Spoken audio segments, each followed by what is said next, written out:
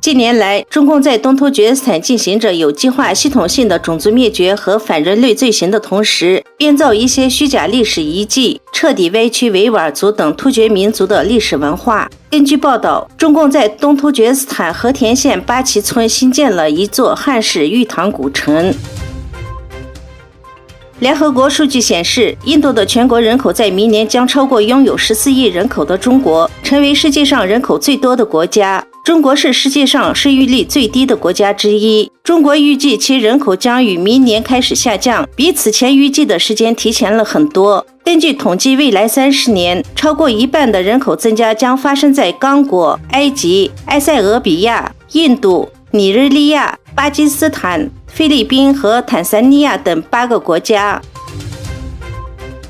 根据美国有线电视新闻网7月23日引述多个消息来源独家报道，美国联邦调查局发现中国电信公司华为安装在美国中西部地区的手机信号塔上的设备能够扰乱五角大楼的通信，包括那些来自监管美国核武库部队的通信设备。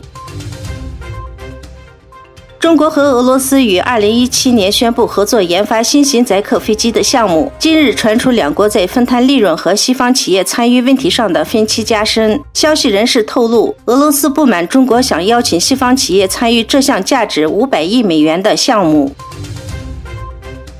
因沙特阿拉伯国王的邀请，哈萨克斯坦总统托卡耶夫23日抵达吉达市，对沙特进行了正式访问，并于24日前往圣城麦加，进入了天房，进行了赴朝觐。据了解，天房的门只在特殊场合和为尊贵的客人开放，这表明了沙特阿拉伯领导层对哈萨克斯坦总统的高度重视。